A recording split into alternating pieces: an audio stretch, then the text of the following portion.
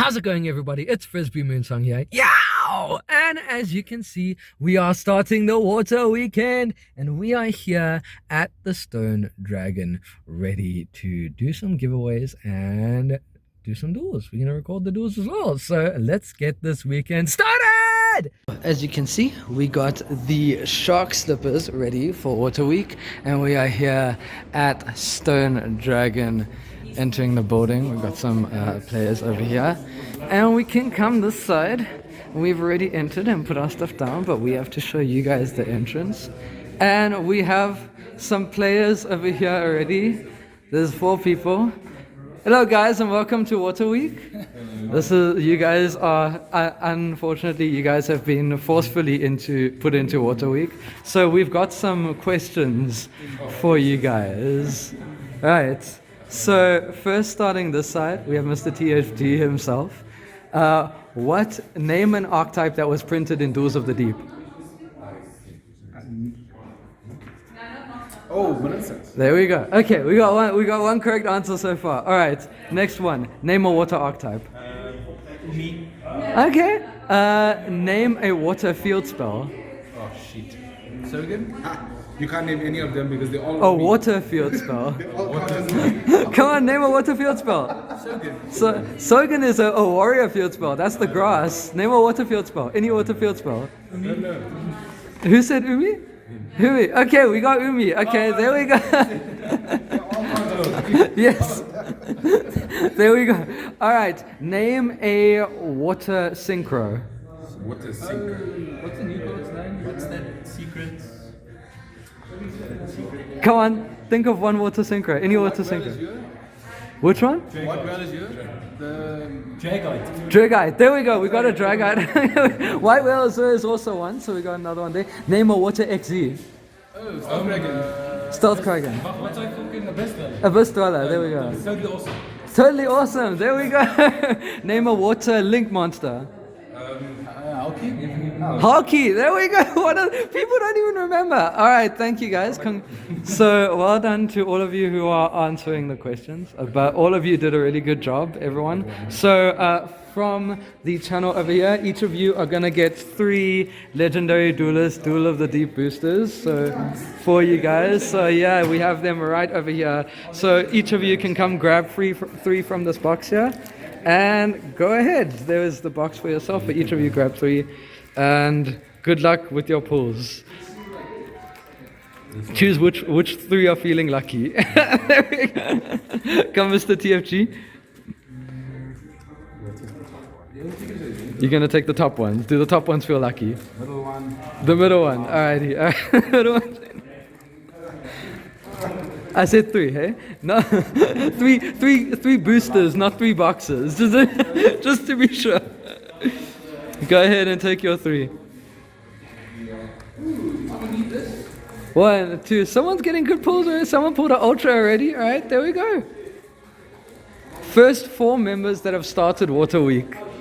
Alrighty, and then we'll wait till more people arrive. Thank you, guys. Okay, so we have more Yu-Gi-Oh players here who are paying entry. So this week, as you can see by these slippers, it is Water Week, and we have some questions for you guys actually. So name what archetype shark plays in the series. Is it the one that's like In Zexel. like spelled weird but it's pronounced weirder? The one that's pronounced fish. I know, you tell me. Goatee. What does Shark play from the series? Believe so. I mean, I remember I saw your video earlier. What does Shark play from the series? From the series Excel. The fish. Okay, you're right. You're right in a sense. Okay. What are the 2 new water archetypes coming in Power of the Elements? New water archetype. Splite is not water. What's the other one? I don't know that. I know that Marincis is getting some support, but that's not a new archetype. In Power of the Elements. You said 2 elements. There's one more. The elements like and sharks. 3 archetypes. archetype. What's the last one? It's a new archetype with a weird name. Oh, goatee. There you go. There you go. There you go. I saw your video. It's like, oh, though. Oh, you saw the video already. Okay. We'll see. All Oh, I can't. This is right. Name a trap archetype. a trap archetype. Oh, my That's yours. Name a water trap archetype. What the trap? 2 entries, please. Water archetype. Doesn't Marincis count? I mean, you've got like Marincis wave that you can activate from the hand. Like, There's one that is more trappified. is it the one that the traps become monsters? Yes. What's the name of it? The traps. No, the traps become monsters. The host archetype. There you go. All right. Name an archetype from ages ago that's a water archetype. So nothing in the last 2 years. I think in the last 3 years. An old water. Like the one that used like Umi and like. Okay. That counts. There's one that uses Umi. All right. Name a water XZ. Water. There you go, Bahamut Rock. Name a water link monster. Marincis construct. Okay. All right. Okay, you guys got some good answers. So because you guys did such a decent job, each of you get 3 boosters from Legendary Duelist, Duels of the Deep. So the boosters are right here. You guys can pick them up after you've paid your entry. Thank you so much, guys. That's so cool. Thanks. So now that we're done with the giveaways, we are going into round 1 of our Water Weekend duels, and the round 1 is going to be Marincis versus Sky Striker. Yes, I know there's a lot of you Sky Striker fans out here, so we are ready to see what Sky Striker has in store. As you can see, players are getting ready to get up. We have the Marincis on the left-hand side that I'm currently playing, and then we have the Sky Striker on the right that John is currently playing. So we are ready for this match-up. We're really excited for this game, and we'll see how this goes. Which waifu is best waifu? Because we all know, like, there's so many Sky Striker fans, but there are not a lot of Marincis. But hey, I'm a Marincis fan, so we are gonna go with the Marincis. That's what we are rooting for. That's what we obviously played. So we'll see how that goes off. The players are getting ready, cutting and shuffling their decks. It's a bit weird because like Sky Striker can play mine, which makes it obviously difficult to kill, but then the Marincis can kind of play around mine with them only needing 1 monster the entire time. So I don't know, they sit on like an unaffected monster, but then the recursion of Ray makes it interesting to play against. How will the Marincis deal with that, and how will the Sky Striker deal with the big unaffected monster? We'll see how that pans out in this game. And here we go for game 1. The dice are being rolled already, and it looks like Marincis won the die roll, so they will be deciding to go first. We have the decks being cut over there, and the game is about to begin. And here we go.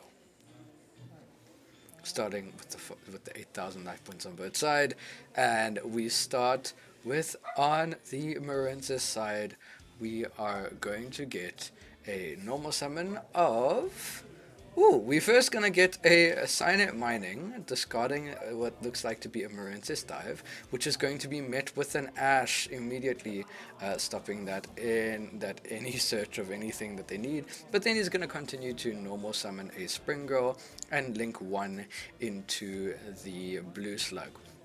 We're going to have the Blue Slug targeting the Spring Girl, and Spring Girl to mill 1 from the deck, because there's 1 Blue Slug on the field, of course.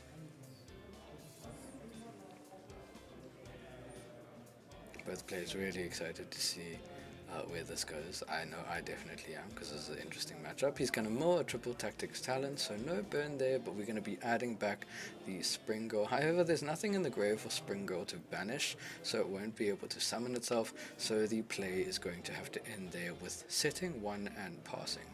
The Sky Strikers player is going to start by drawing a card, and let's see what he opens with. Ooh, we're starting off with Engage. The Sky Striker player opens with the one of Engage, starting off really strong for Sky Strikers over here.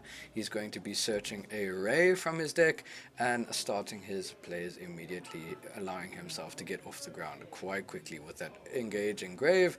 Nothing to get rid of it at the moment. This is really looking good for Sky Strikers already in the first game. Going to be normal summoning the Ray, and then he's going to be triggering Rose from the hand to special summon his Rose from the hand. Immediately going into the battle phase over there. Looks like we're going to crash the Rose. It allows us to get 2 direct attacks with the Ray, so dealing 1/5 damage to the Marincis player, and then we're going to summon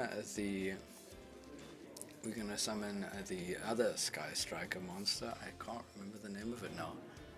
Starts with the H. Why am I forgetting? I'll remember just now. I'm getting kicked by all the Sky Striker players because I know what it is. I know what it is, but it's just hitting a blank at the moment. So attacking again for 1,500 and sending a Sky Striker card, which is going to be Shark Cannon from the deck to the grave.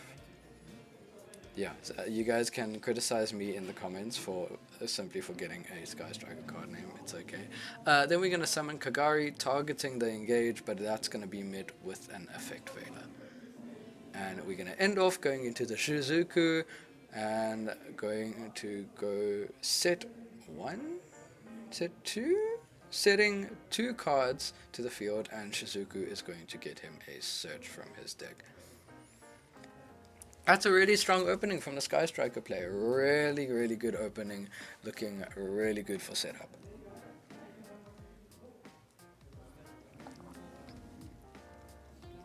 Moving over to the Marincis player's turn now. We are going to immediately imperm the Shizuku. Obviously trying to play around that middle card zone. Trying to turn off whatever card is in the center. And we are going to use the Spring Girl to special summon itself by banishing the Blue Slug, which is really nice. Spring Girl is actually a really good addition to the Marincis deck strategy, allowing it to actually play off a whole bunch of things like that and having it get extenders, even though like their first little bit of the deck gets slowed down if they get impermed or something. It allows them to continue playing and adds more consistency to the deck. And the mills are quite strong. If you have any card effects that do things in the grave, the Spring Girl can pull off some insane things. So there we go. We're gonna mill a Blue Tang, which is really, really strong, dealing a 200 burn damage to the opponent, and allowing Moonsong, allowing myself to get... It's so weird. Do I refer to myself in the third person in these things?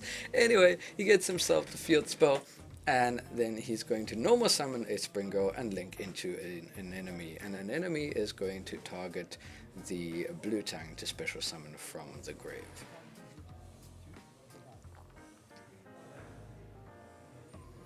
Which is going to be met with a Shark Cannon, which is very painful, slowing down. Oh, that slows the plays down by quite a lot, I'd say. But yeah, we still left with the CN enemy on the field. At least one card in hand, it seems like it, which is obviously the field spell. So we'll see what we can make of this with the Blue Tang being out. You can't get too many more advantages, too much more advantage, so we're going along with the Spring Girl. Sky Striker player having now, I believe, 2 cards in hand? Yeah. But we have access to get back Engage, which is very, very scary. Yeah, here we go. We're going to activate the multi-roll that I believe we searched off the Shizuku. And we are going to set a field spell, and using the multi-roll to target the field spell, sending the Mystic Mine. Then we are going to link one into the Kagari to add back the Engage. And now we can get those Engage +1s, I believe, because there are 3 in the grave. So we're going to activate Engage, and thanks to multi-roll, it cannot be responded to, so that's really, really strong over there. Getting the Widow Anchor to be able to start insane stealing monster shenanigans once again. allowing himself to draw a card. What are these dogs barking at? I apologize. You guys are getting the backgrounds of my home. I really need to get sound blocks for these dogs. Anyway, continuing with the match, we are going to Widow Anchor, targeting an enemy to take control of it, and then we are going to, I assume, go into the battle phase.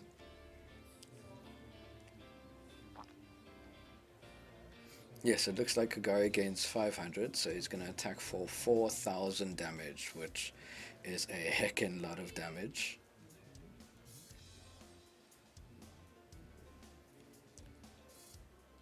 And he still have one face down. He's contemplating whether he wants to link it off or not, or if he wants to keep it. Because if it does go back to my field at the end of the turn, so it's a really tough decision. But we're going to go into the Shizuku just to go for the end phase, and we are going to set one, and Shizuku is going to search during the end phase, and we get our CN enemy back to the field.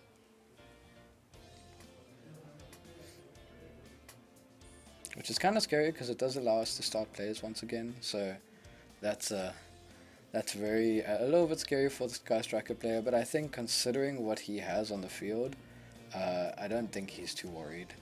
And then in phase, multi-roll is going to trigger, allowing him to set back the shark cannon that is currently in his grave.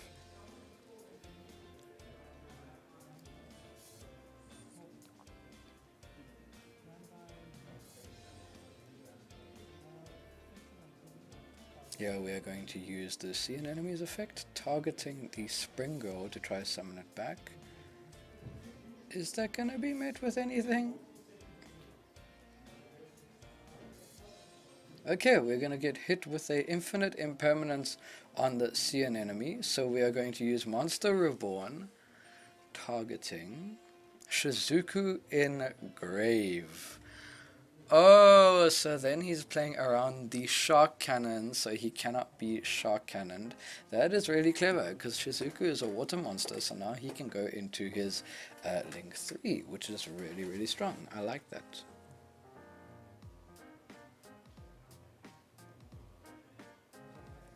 Actually, I just realized I'm praising my own plays. Don't listen to me, guys. I just think it's a really cool idea, and I forgot I had done that, okay? It's so weird actually commentating on your own videos, because you know you can't overcompensate and be like, oh, that was such a good play by Moonsong, because you know because then I'll be looked at like I'm a douche. Maybe I am, I don't know.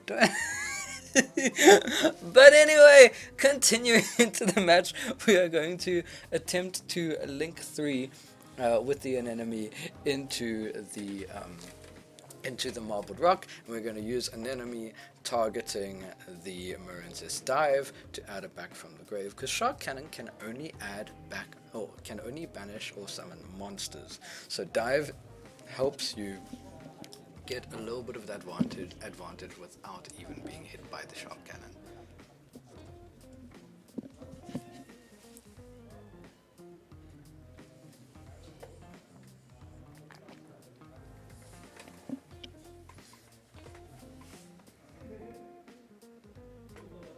Bit of thinking time. We have 2 cards in hand. We got the field spell and we got the dive, so we're going to be using the Marbled Rock effect to target the Spring Girl to try add it back to the hand. Is this going to be met with a Shark Cannon, or is it going to be met with a Widow Anchor? Yep, Widow Anchor it is. Going to be negated with the Widow Anchor, and he's going to take control of it until the end phase. Freeing up the field, which is still quite scary, but we are going to continue activating the Battle Ocean, and then we are going to be activating Dive in the left column, or in the column under multi-roll, so dodging the imperm on purpose. We're going to special summon Blue Tang, and Blue Tang's effect is going to go off and be hit with an Ogre, stopping the players entirely. Yep, there's going to be a scoop there, because the Sky Striker player is going to get all his spells back, and he's going to be able to go all out on the next turn, and there's just way too much advantage generated in the Sky Striker player's game. So that was actually a really interesting game. Sky Striker opening up really strong, having a decent amount of hand traps to slow down the play, or just Ash actually, not even a decent amount, but also the Marincis not having enough to push through an Ash, which was just unfortunate, but probably could have actually survived the Ash if they had not discarded the dive, but instead discarded something else, so they would have been able to maybe just have plays. We're not 100% sure. But yeah, if they had kept the dive and discarded something else from their hand, maybe they could have gotten further. Maybe discarding the Imperm or something. Because then they would have had a dive plus the Spring Girl, allowing them to play on from that Ash.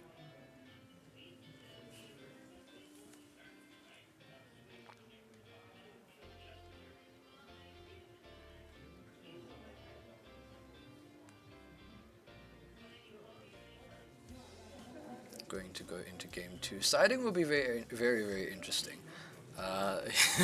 We're going into the side. I have no idea what our opponent will be siding. We see him putting in Nibiru's over there, so that's really scary because Nibiru's can hit Marincis quite hard, unless Marincis do have a way to play around Nibiru, but it's not super insane.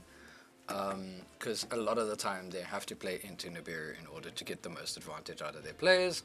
Otherwise, their ending board can be somewhat subpar, but still the same as they would normally go. It's just they don't set up for as much advantage on the following turn.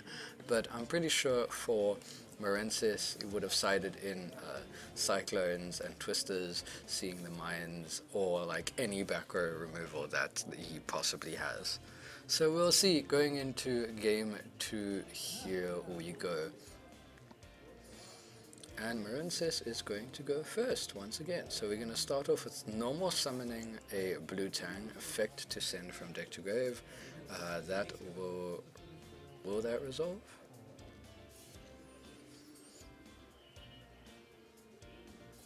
It looks like we're thinking. Probably have a lot of hand traps in store here. Okay, it is going to be let through, so we are going to be sending a Seahorse from the deck to the grave. Really good start. That's always nice to see. So we're going to link one with the blue Tang into the blue Slug, I believe, and a blue Slug is going to be targeting Seahorse, and blue Tang chain 2 to excavate the top 3 and add a card from Marincis card from the top of the deck. So we'll see. Looks like there's a little bit of explanation there, because not a lot of people are familiar with Marincis coming into the format, so we'll see how that pans out. It kind of helps with other people not knowing how the deck works, because a lot of the times they won't know what to hit, so that's very conducive to the deck being able to play well as well.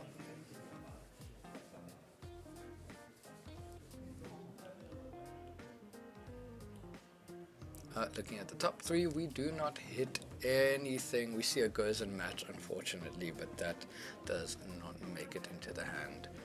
But we do get the Seahorse back, and we are most likely going to special summon the Seahorse, allowing ourselves to further our players into the link 1 of the Sea Angel.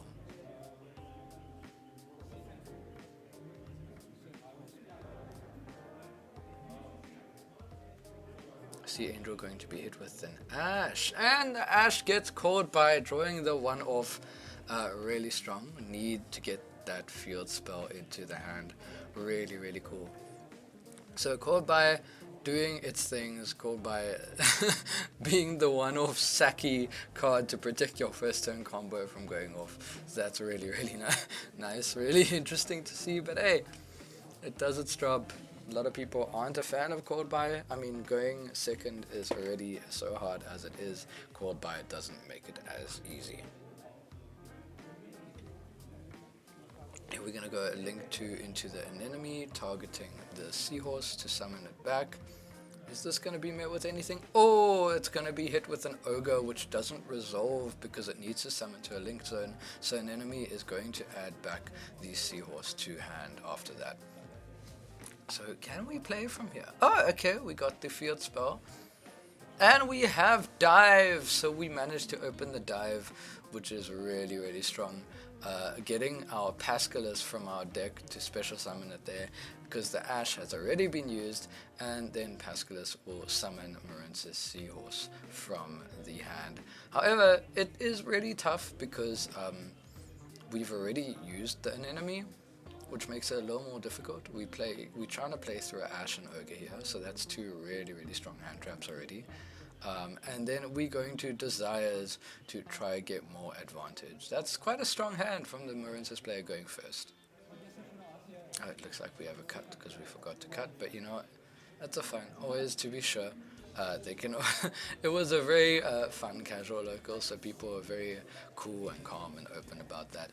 I do believe I banished the wave, I think, in that Desires. I'm not 100% sure. But yes, I think I did. Link 2 into... Oh, we get the Crystal Heart for the Link 2. I'm pretty sure, yes, he got a Spring Girl, so we're going to banish the Sea Angel to summon the Spring Girl to the field, and then we are going to go for... Well, Crystal Heart does make things unaffected, so Crystal Heart is really, really good. Then we are going to Link Summon into... What are we going for? So we could go for the Marbled Rock here to get advantage back, or if we still have the triangle in extra deck because we haven't summoned it yet, that could help us with getting advantage on the next turn. So it depends. It looks like we're going to go for the Marbled Rock, and we're going to use the field spell to equip a couple of things from the... Oh, and we get the burn damage off. We're going to get the burn damage off of the Spring Girl, and then the Marbled Rock is going to be equipped with 3 equip cards from the grave, or 3 Marincis cards, and then it can add back a card as well. Obviously, here's the explanation saying that it is unaffected by card effects. And we are going to get the add back of Marincis Dive. Okay, that's really, really cool. Getting the follow-up from next turn, and we're going to be setting 1 and passing the turn. Hopefully the set 1 is going to do wonders for us.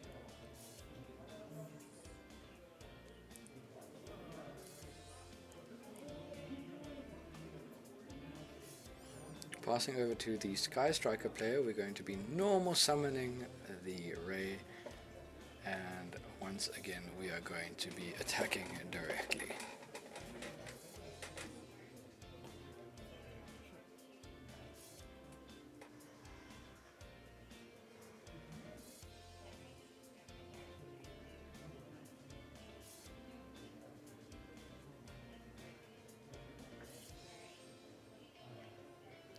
Getting us to our engage. The engage looked like it was the next draw. So this engage, trying to stick to the top of this man's deck, going off really, really well. There we have the Kagari targeting the engage, adding it back. And then we are going to activate engage, which is going to be met by an Ash. Ooh, but as soon as he ashes, he realizes it doesn't resolve because the previous Ash was called by the grave, so the Ash will not resolve. That is crazy. Ah, what a misplay.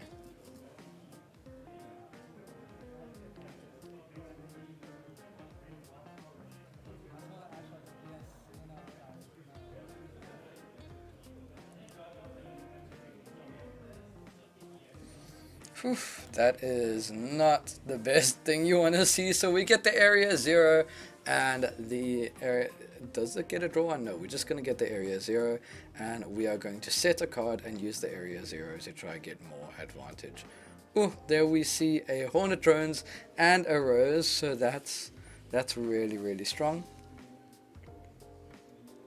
going to add the Hornet drones to hand and shuffle everything. So the area 0 is basically the Marincis blue tang. So kind of got similar effects over there. And we are going to go into a link 1 into the Shizuku to get the search.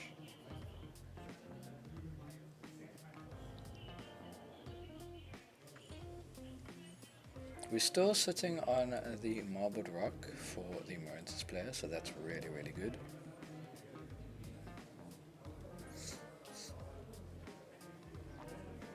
We're still at a place of power, we can see that, but we still need to find a way to get rid of the Sky Striker, otherwise we are going to be getting hit. Oh, and we Signet Mining, which was the face down, obviously set as the bait. Discarding a Signet Mining, not seeming to be opening anything else. That's too insane, but that's okay, and we're gonna get a blue tang over here, which is really nice. We get the blue tang in hand, we've got the dive in hand, possibility to go into a rank 4.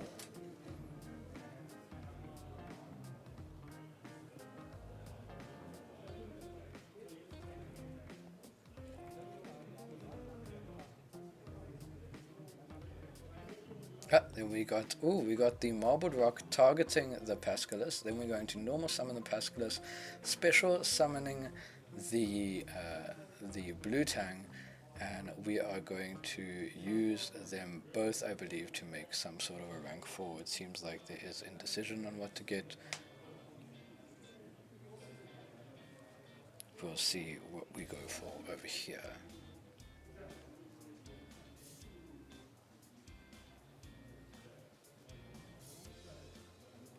Okay, looks like we're going to go straight into the Kraken, and then we are going to, I assume, enter the battle phase from there?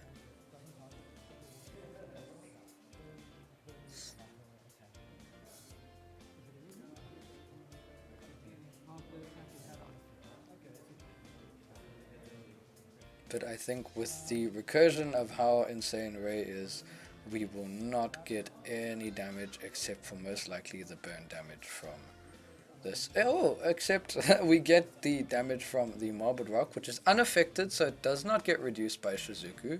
So he will take a straight 3000 damage to the face. But then Ray will trigger, being able to summon itself. And then we are going to assume attack with the... looks like there's a little bit of questioning here.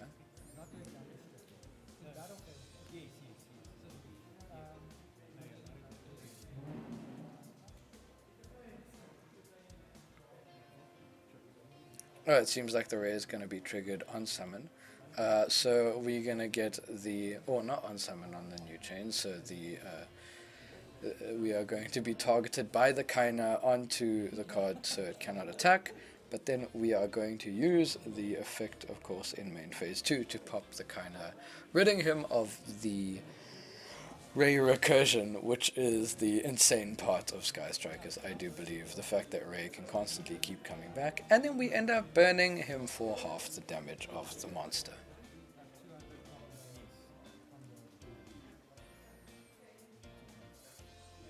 And that seems to be all. It looks like there's nothing else that we have in our arsenal.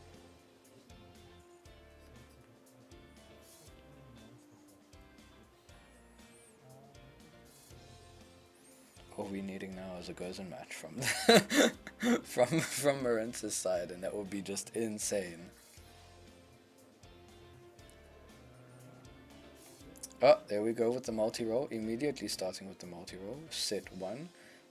We're going to be targeting the face down with the field spell, and we mull a Ray from the top of our deck. We get the Ray, so we're going to shuffle the other two in, which is really, really strong. Sending the Hornet drones that we added in the previous turn. That's really good that we get the Ray. And then we use the field spell, or the multi-roll, sending the field spell, but not triggering the field spell. Seems like we don't want to get too many Rays on the field. We don't want to extend past our deck way too much. Oh, and there it is. There's the Mystic Mine on the Kraken and on the Marbled Rock, slowing down the plays. There we get the Ray, and we are going to go into the Kagari to get the Engage once again, allowing him to get a search and a draw, starting the madness all over again.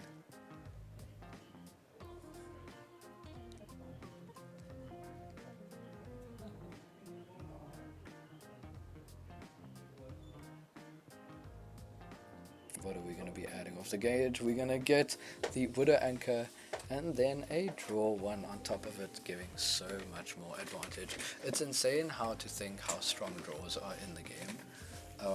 I think that's one thing I realized is that a lot of the decks that are meta, they're consistent, but on top of it have some sort of a draw effect, which makes it very, very good. So if you look at cards like Moyi or cards like Engage, they all give so much advantage to the deck. It's just absolutely insane.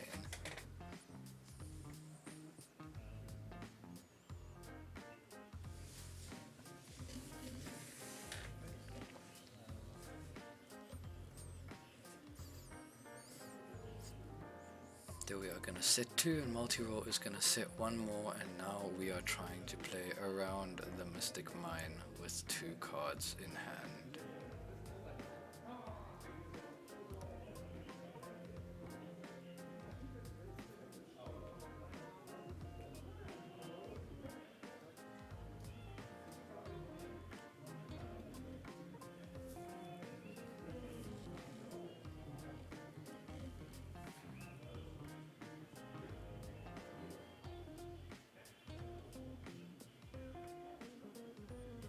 Very tough to use monster effect under Mystic Mine, almost impossible.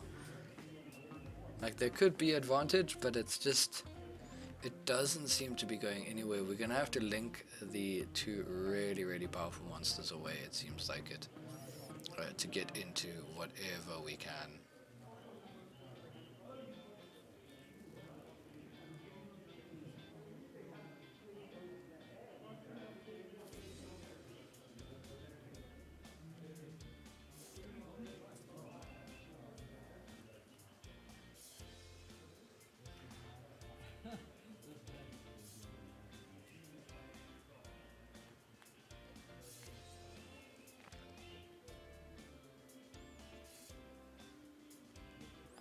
Very tough decision to think about linking away a really big, unaffected, strong monster just to play around the mine. Otherwise, we'll just get attacked directly, constantly for game. It's a really tough thing to decide upon. I think maybe the Kraken was a little probably a little bit too greedy of a play, but at least an enemy will add back a Marincis card. So we are going to be using the enemy to target a Marincis card to add back to the hand.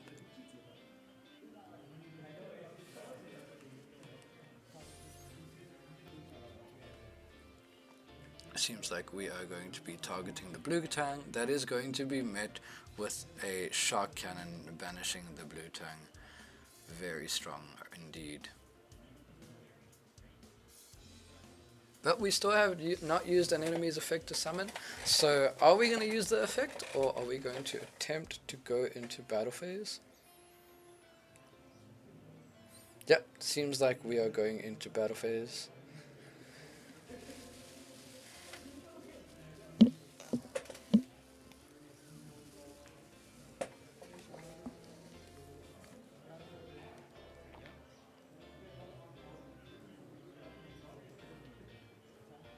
Go straight for the attack into it, and this is going to be met with a Widow Anchor, stealing the monster as to not lose the card. But also on top of it, we cannot continue the plays, so that makes it very, very difficult. These Widow Anchors proving to be very, very powerful for this.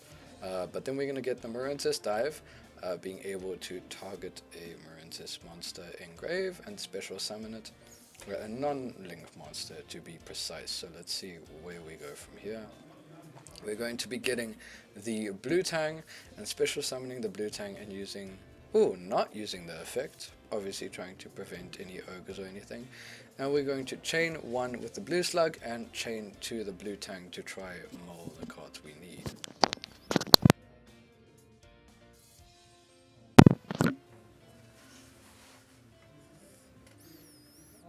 Looks like, looking at the top 3, we add a seahorse. That's quite unfortunate since we're adding a seahorse from grave to hand anyway.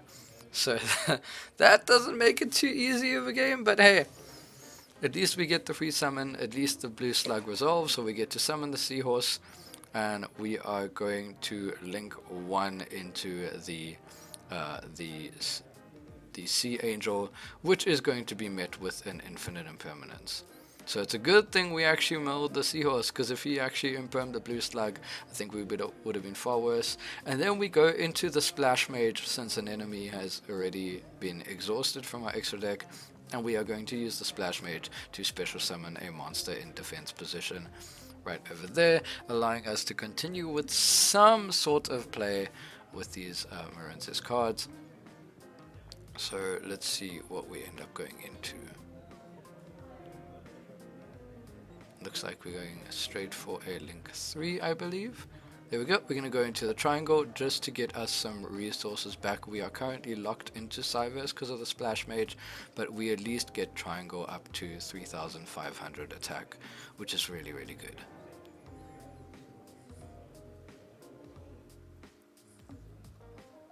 Equipping the crystal heart, the anemone, and the marbled rock onto the triangle.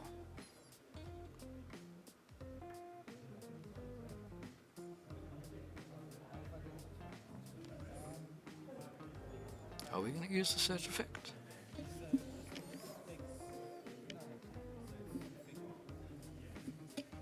Ooh, we are going to set 1 and pass, and the anemone is going to be coming back to our field. Seems like he's okay. Seems like we're deciding to move it into a more secure zone. Standby phase looks like he's letting him do his plays. It would be quite good to activate the Gozen match now, avoiding the Kagari, but oh well, we missed that opportunity, and now he gets to get back the afterburners, allowing him to pop a monster, and on top of that pop the face down, which is the Gozen, not being able to slow down the players. So it is a big misplay on our part not shotgunning the Gozen match for this matchup. So destroying both, and the anemone is going to get back a Marincis card, and we are going to be adding the dive back from our grave to our hand. We are using the multi-roll to send the Mystic Mine, obviously, because it is not going to resolve at this point.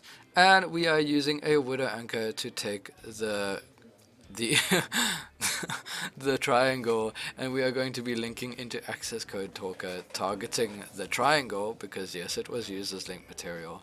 That would be game for the Sky Striker player, taking the game 2-0 against Marincis. What a show, what a showdown. Really, really strong with Sky Striker taking that first round. And here we're going into round 2 of the Water Weekend. We have Eldritch versus Marincis, from one spell control deck to a trap control deck.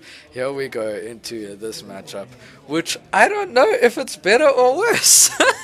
I can't tell for myself, but we will see how this matchup ends up going. Here the match already starts, players drawing their 5 cards, and it looks like the Eldritch player has won the die roll, so he will be going first, setting a whole bunch of back row and passing. Full combo, full combo for Eldritch. The only thing he needs to make sure that is in the combo is skill drain. Oh, we're missing extra for the combo, so yes. We are going to normal summon Pascalus on the Marincis side.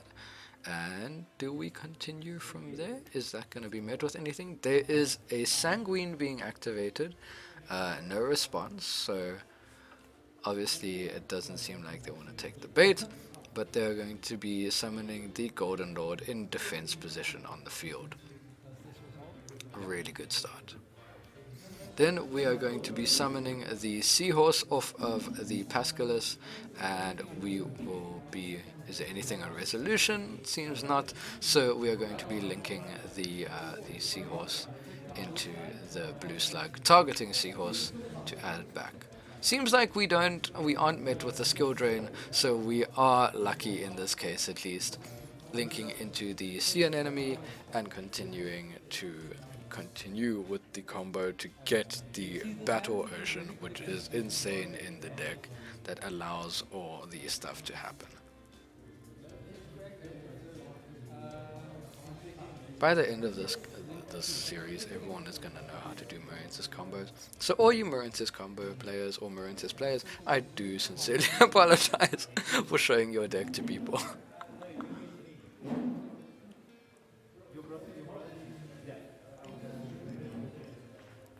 We're going to be linking for 2 into the Crystal Heart, activating the field spell, and then we are going to be linking for 4 into the Argonaut. Argonaut, the field spell going to be chain 1 with an enemy being chain 2, adding back the Pascalus and equipping 3 from the grave. So we're going to equip the 2 Link 2s and the Blue Slug onto the Argonaut. And is that going to be the turn? Is there anything else? Okay, it looks like we're getting some effect explanations here.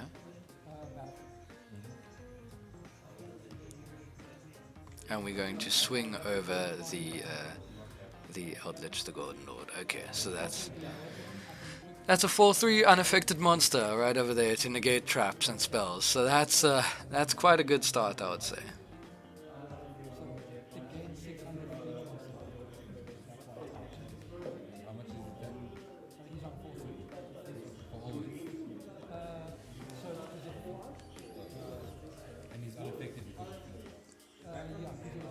Looks like there's a little bit of explaining to do here.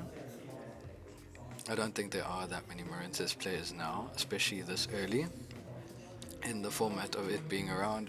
It was only at the US North American Nationals that people have seen it do something. It was really good in the OCG for a bit. I think it made meta, but only for a short while until Splites reappeared. It kind of had the same element that we have the Golden Lord sending the Super Poly. It kind of had the same element of DDDs when they came out, and DDDs were out only for a little while before it got like insanely power crept by Zodiac, I believe, and that was when the Zodiac format started, when the DDD structure deck came out. So that was a good week for them. It was a good week for them, I believe. Unfortunately, though, Argonaut does only negate spells and traps during the opponent's turn. So for a trap deck, it's really hard to play against, considering the trap deck is playing in your turn. And I do believe that this deck does not like that. Seems like we're looking at the Golden Lord fusion for a Super Poly target.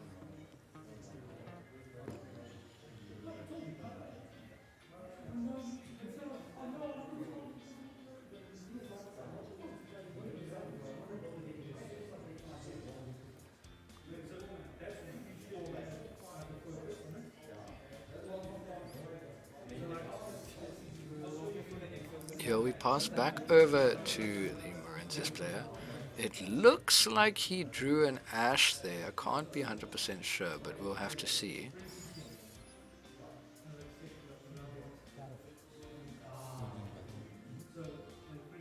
Are we going to do any plays? It seems like we're going straight into battle phase. So we're going to be hit with the Sanguine. Yep, Sanguine's going to be met with an Ash. Is there going to be anything chained to it? Solemn Strike? Anything? Eldritch got a full back row ready to go off. Oh, we're going to activate the conch and popping the field spell to get rid of the attack boost of the Argonaut.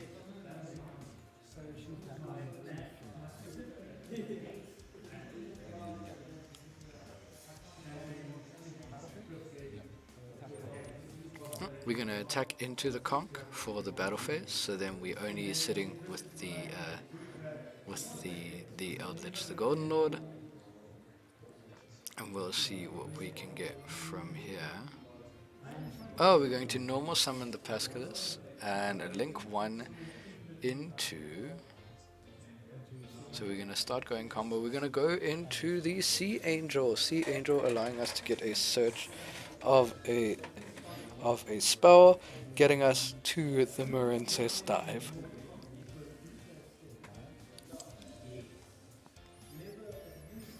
Activating the dive, not being hit by any impermanences. We're going to have to be summoning from the graveyard, so we are going to be summoning. Oh, there we're going to be summoning the seahorse from the grave.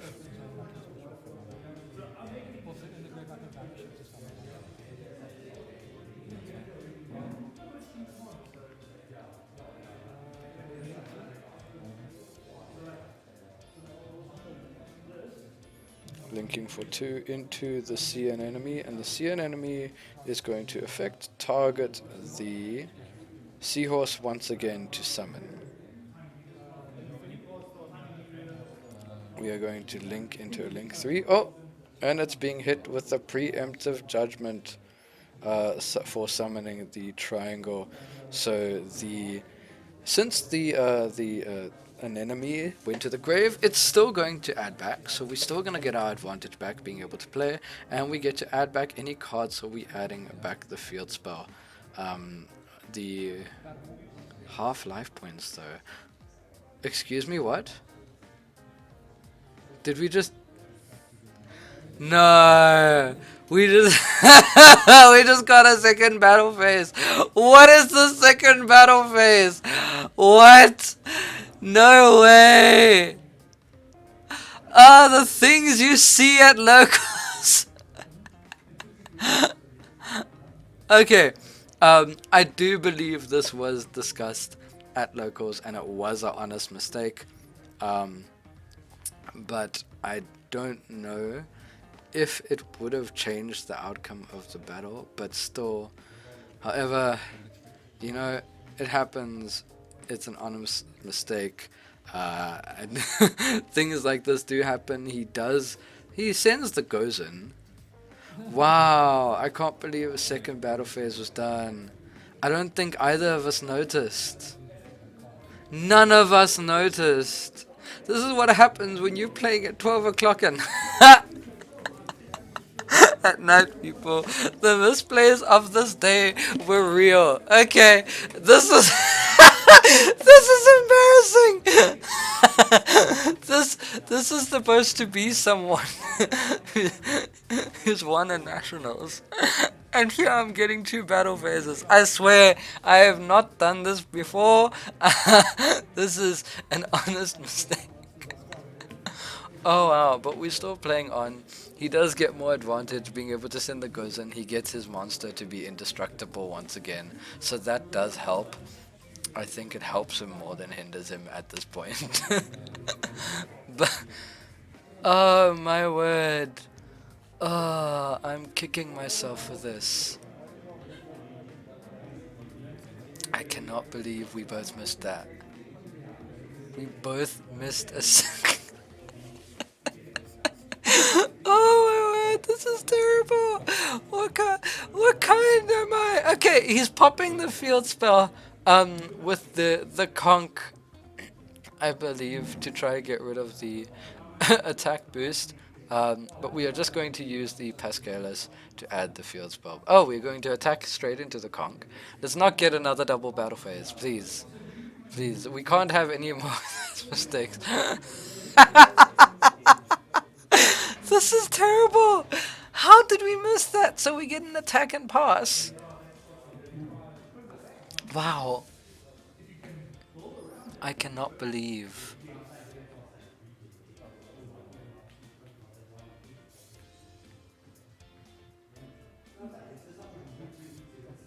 This is... Oh man. Leave your comments down in below what, what you think of the second battle phase. Hashtag roast me chat for being a bad player. Oh man, this is gonna eat me up for the rest of my days. I'm gonna get so much flack for this mistake. It will not happen again, and it has happened on stream. Wow, or on the live recording. You know what? I'm keeping it in. The honest mistake, I'm keeping it in. It's to show that everyone can make mistakes. Don't ever hold anyone in a higher position than you. Everyone makes mistakes. Everyone has things like this that happen. So yeah, always be gracious.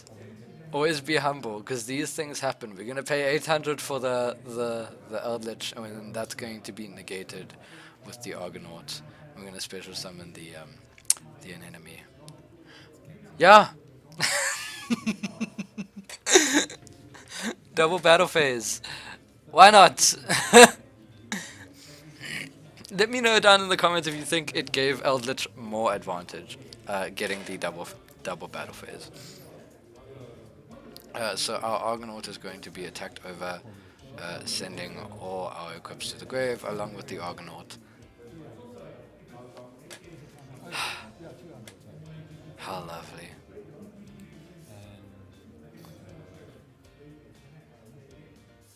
And I think I think he's gonna end on that. Yep, he's gonna end on that. He's not gonna get the search. He's gonna pay the 800 life points, and that's where it is going to go. We are going to immediately start by using the effect of the enemy to summon back from grave. What do we end up summoning over here? Targeting the seahorse. Is there anything on an enemy?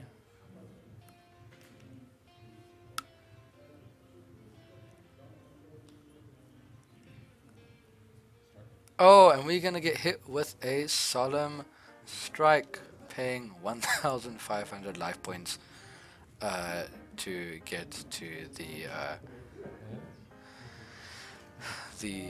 card in the grave, and then an enemy's gonna add back. I'm sorry, I'm just so flustered by that happened. It's probably gonna affect me for the rest of this for the rest of this whole thing. We don't have the 1,500. Oh, there we've got that. So activating the field spell, trying to get some sort of plays back. We're going to banish the triangle to special summon cards from the grave. Now we know triangle wasn't summoned properly, but its grave effect can still be used, which is really, really nice because it does not summon itself. So we are going to be summoning Crystal Heart and a... Oh! That is very clever actually, because the Crystal Heart will protect from negation any card that is summoned, or protect from anything actually, making it unaffected. Strike has already been used.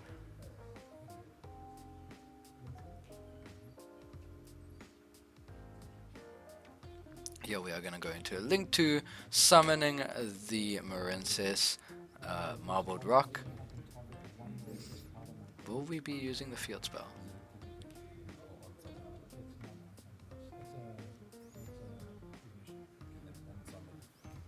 He is going to be activating the conch. So, we forgot for a moment that it is unaffected by card effects. So we are allowing the take back of the card if he wishes to feel free, and then we're going to be using the conch to pop the field spell. There we go.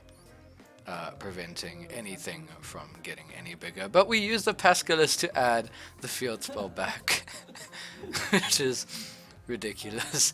Pascalus allowing it to banish itself to add the field spell back, and then we will be using the Marbled Rock, I assume, to add something back to the extra deck.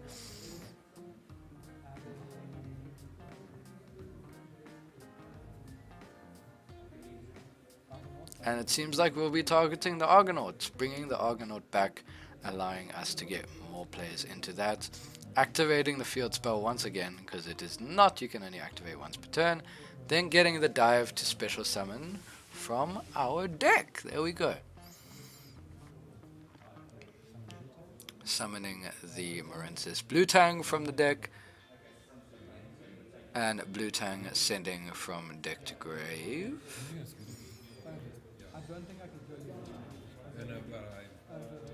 Yeah, it looks like we're just going to scoop up there because the Eldritch player has nothing more.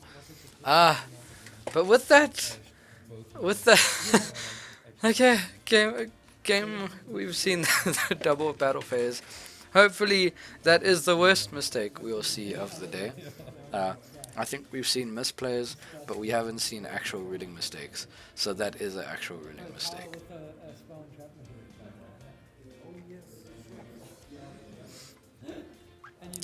I think both players didn't notice it though. I don't think anyone said anything because both of us didn't notice anything.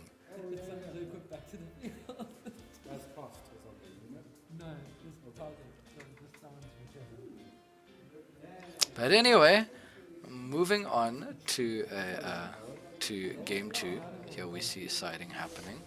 I don't know if the Eldritch player is planning on siding anything, because I think his main deck is built to beat it, except goes and match, and rivalry is obviously not doing too much in the deck. Although on the other hand, Marincis siding out a Bible full of cards.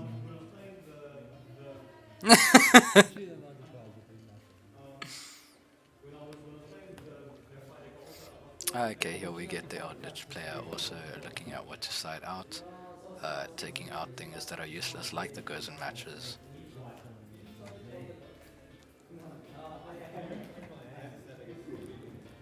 There comes all the back row hate, and then trying to fill in spaces, I'm assuming, of things that are completely useless against the Eldritch strategy. Things like Nibiru, things like Effect Veiler, things like Ghost Ogre. I guess Ogre still has some utility. Effect Veiler, not so much.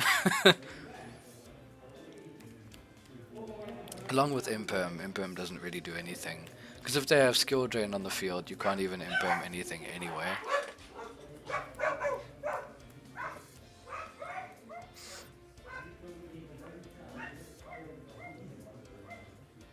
But here we go into a game 2. And it looks like Eldritch is going to be going first once again. And we'll see how this pans out.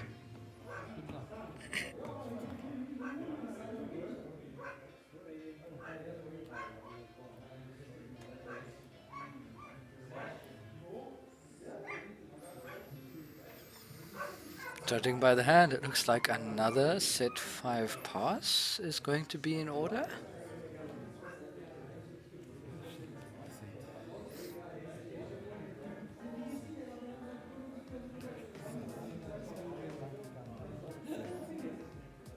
We are going to be sitting 4 with 1 end hand. There we go.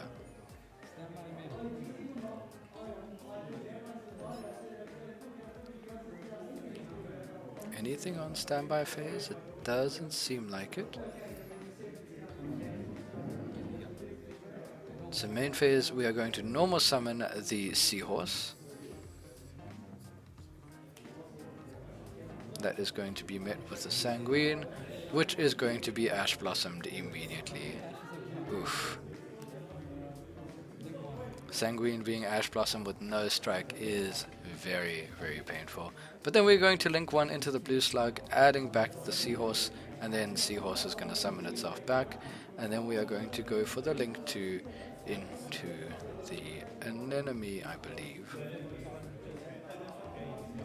An enemy targeting the Seahorse. That's going to be met with a Solemn Strike. So Strike going to be hitting the Anemone, an enemy going to be adding back the Seahorse once again, or targeting the Seahorse to add back. Let's see if we can continue our plays from here. Is there anything? Oh!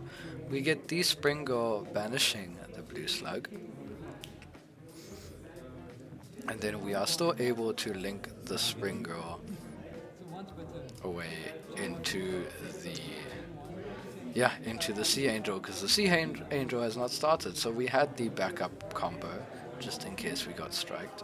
We mull the DD Crow from the deck, which is quite scary to see as an Eldritch player. Yeah, that's terrifying. But we are adding the dive, activating the dive to special summon the Springo back. We're going to be linking into 2 this time, getting out a Splash Mage and using Splash Mage's effect to special summon the Springo once again. And it looks like we are going to go into a link 3 into Triangle.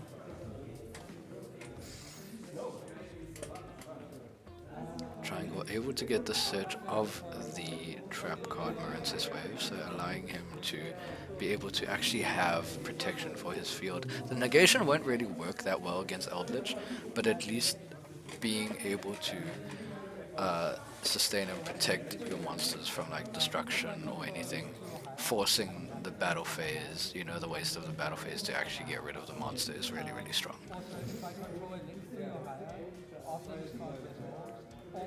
I think we have the effect backwards there. It's supposed to be a link 3 or higher lets you activate from hand, and link 2 makes it unaffected, so that's going to be setting 2 and passing on that.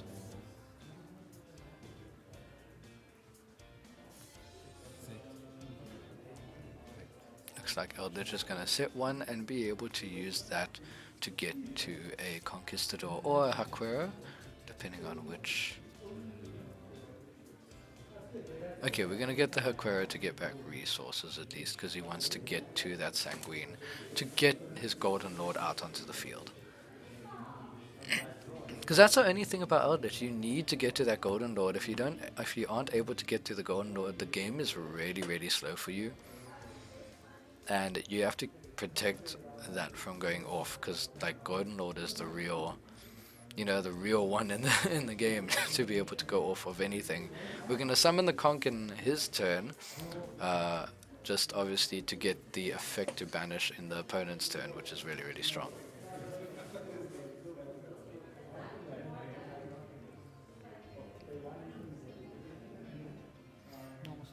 There we are going to, I believe, I don't know if that is a normal summon or a special summon, but we are going to link into a link 4, it seems, to go into the Bubble Reef. Bubble Reef having a really strong, actually, a really, really strong effect that helps provide advantage for the deck. So constantly at every standby phase you can banish a water monster, and it allows you to draw a card, and every time a water monster is banished it gains 600 attack, which is really, really strong. And then during your main phase you may discard or you may send a water monster to the graveyard to summon back one of your banished Marincis monsters, which is really strong. So Bubble Reef does have a lot of attack. It makes it very powerful, being able to beat over things like Conquistador and even Eldritch the Golden Lord. So, for example, in standby phases like this, it gains quite a lot of attack. So, drawing, banishing a card, and gaining the attack, really, really strong. And the fact that you can do it every standby phase within 2 turns, you get 2 cards. And remember how strong draw effects would be. Oh, and then we have a zombie world. I presume that's to open up for the super polys that are in the deck, allowing you to out the cards that are there. We are going to be banishing the Conquistador in the end phase to set the Sanguine.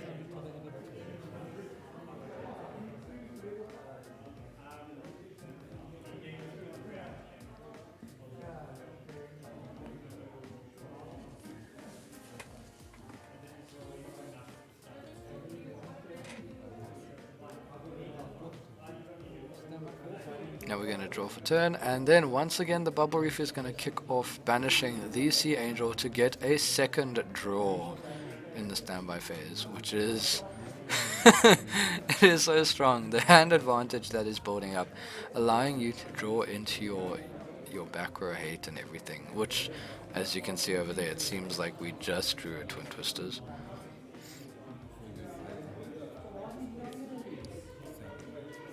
Oh no, we drew the ash. That is insane. Getting that draw power into the ash to stop the sanguine once again. However, oh, that is going to be met with a solemn strike.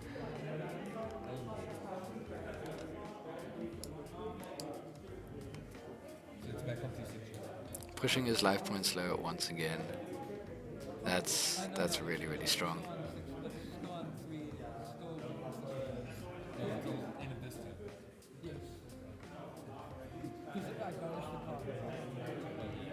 That I do believe is the second solemn strike used in the game, and there's also another 1/5 that was attacked because of the coral triangle.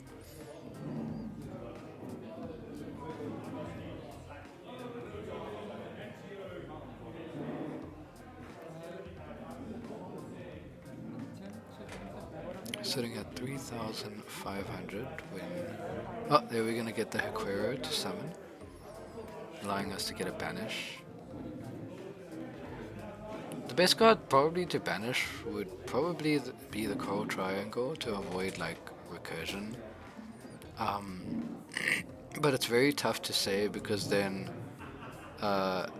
the Bubble Reef can still summon it back. So we're getting the anemone out the way, because an enemy also has a lot of recursion on its own, so that's a really good one to banish. The Bubble Reef is going to end up attacking into the Haquero for that turn.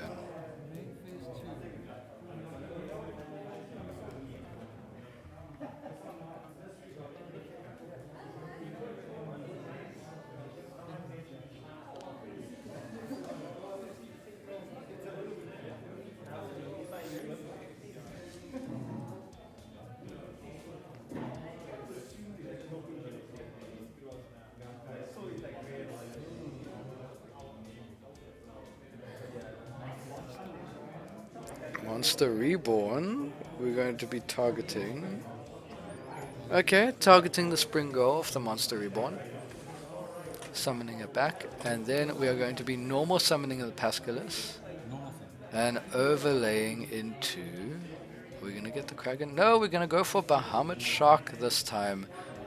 And then Bahamut Shark detaching, allowing yourself to summon a rank 3 or lower water monster, which obviously in this case is going to bring out our very own Totally Awesome, which is soon going to be an insane card in the new meta. So that's going to be interesting to see how that pans out. And standby phase, we are going to get yet another draw off this deck by banishing the Splash Mage, which has obviously extended its use.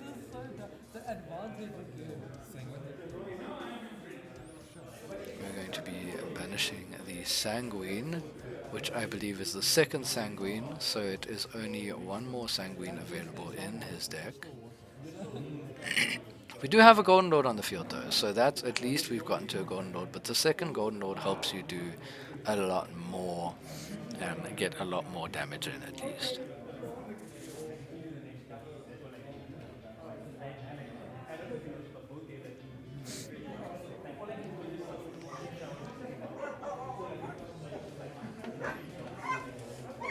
We're going to be setting the Conquistador. We still have 2 cards in hand.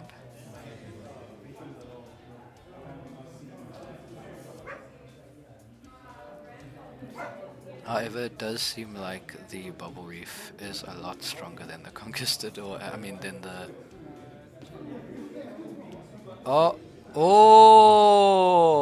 The Haquero is going to be met with an Imperm, keeping it in the zone, I do believe, as the ruling suggests that the Haquero is a continuous, so it will stay in the zone that it was originally in, staying there as a continuous trap.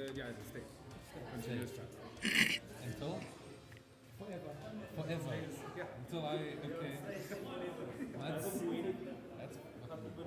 That would have been a good option to go into link plays, but the Imperm just slowing things down just a little more.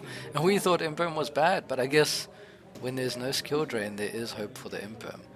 We're going to get the activation of... I don't believe I can see what that is. I believe it is the Golden Land, so we're gonna get the search by paying 800 life points. Adding a Golden Lord from deck to hand.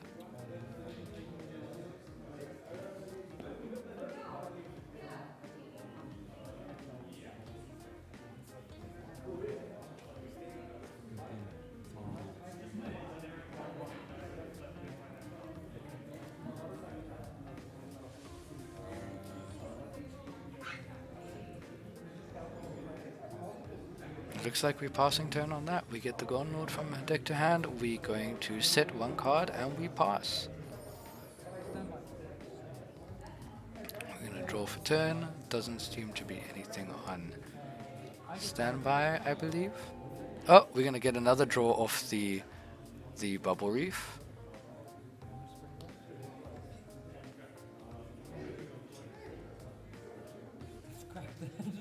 This is just insane. The amount of advantage that this thing gives is just too ridiculous. The card gives a lot of advantage. Every standby phase just getting a free draw, one on top of the other.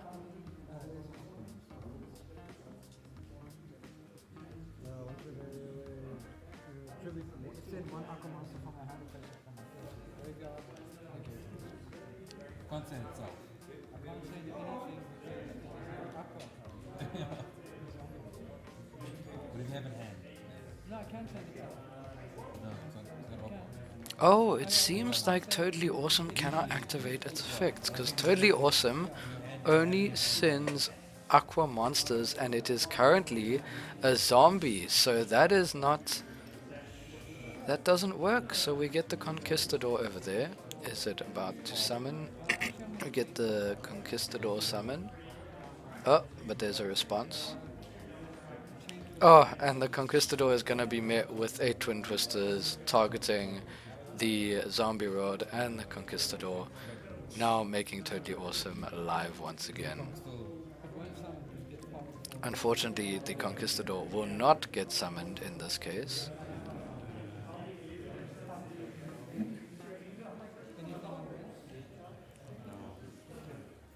And is there anything else from there? It seems like we're going to go into battle phase, and it is going to attack over the Golden Lord, and the Bahamut Shark and the Totally Awesome are going to be attacking for game, just to finish things off right over there. I activated it earlier, And that's it. but I didn't. That's it for the game. That's the end of the first day of Water Week, or Water Weekend, should I say, there at the Dragon Town store. So thank you so much, guys, for watching this awesome Water Weekend day 1, and we'll continue with day 2 really soon. From me, Frisby Moonsong, we'll see you guys in the next video, and I hope you guys really enjoyed the duels. Cheers, guys. Yow!